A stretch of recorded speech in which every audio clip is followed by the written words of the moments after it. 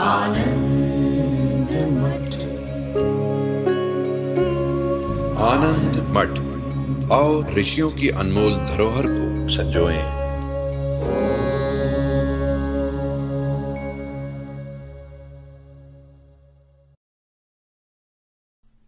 निषिद्ध कर्म क्या हैं? बोले जो अनिष्ट साधनानि, बिल्कुल पूर्व के कर्म से विपरीत है। अनिष्ट साधनानि निषिद्धानि, जो अनिष्ट के साधन हैं, माने जिन चीजों को हम नहीं चाहते हैं उन चीजों को प्रदान करने वाले जो कर्म हैं वो निषिद्ध कर्म कहलाते हैं। तो कोई कहेगा कि भाई जिनको हम नहीं चाहते हैं उनको प्राप्त करने वाले हम कर्म भी क्यों करेंगे? कर्म तो वही करेंगे ना जो हम चाहते हैं।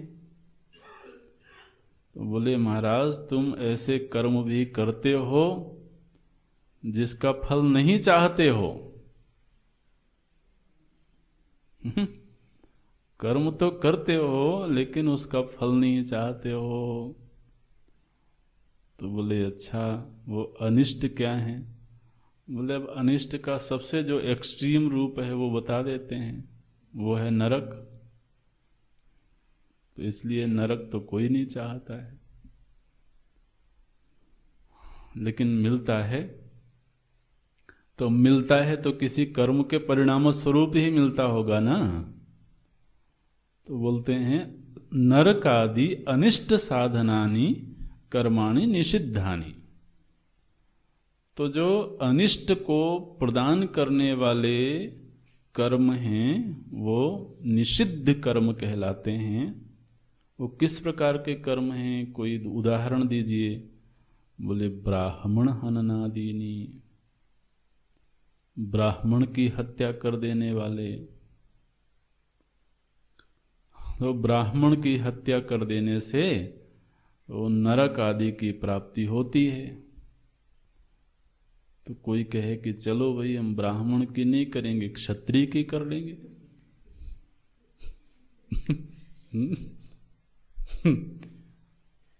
अच्छा,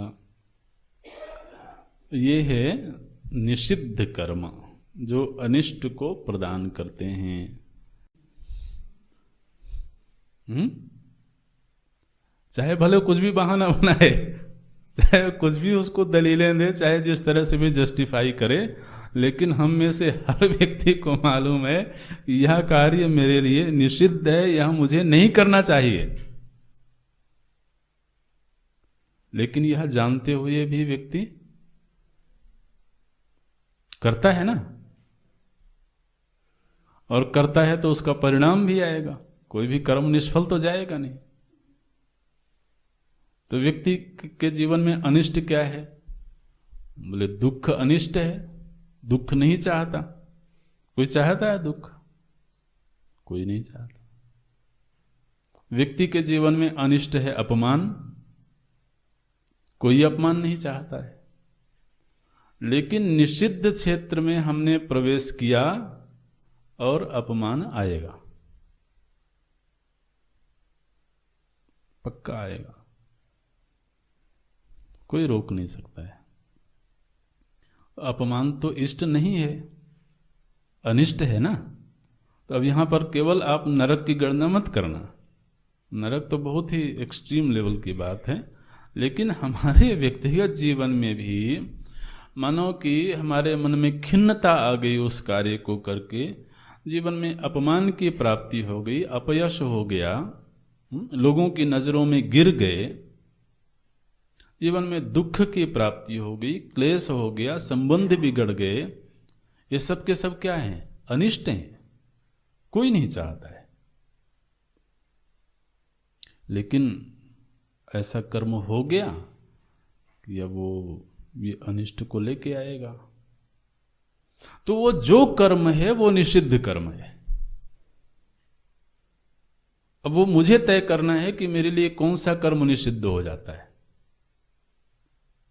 तो इसलिए पूर्व में जो बात की गई है कि मेरी पहचान के अनुसार माने देखिए, एक ही कर्म गृहस्थ करे तो उसके लिए विहित है वो, और वही कर्म ब्रह्मचारी करे या सन्यासी करे तो उसके लिए निषिद्ध है।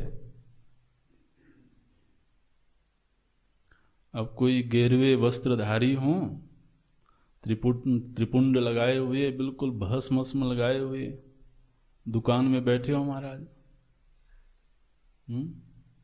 धनिया तौल रहे हो,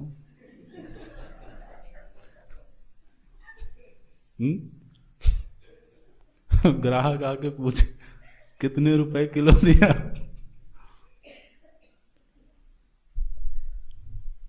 तो आपके मन में एक दृश्य बना तो आपको अच्छा नहीं लगा। क्यों नहीं लगा? क्योंकि जिसने ये पहचान स्वीकार की है, जिसने वस्त्र धारण किया है, उसके लिए वो कार्य निषिद्ध है। ठीक है, लेकिन क्या वो कार्य बुरा है? वो कर्म बुरा नहीं है। वो कर्म किसके लिए विहित है, यह महत्व की बात है। वो सिनेमा हॉल में आगे की पंक्ति में बैठे हों और सीटी बजाए जा रहे हों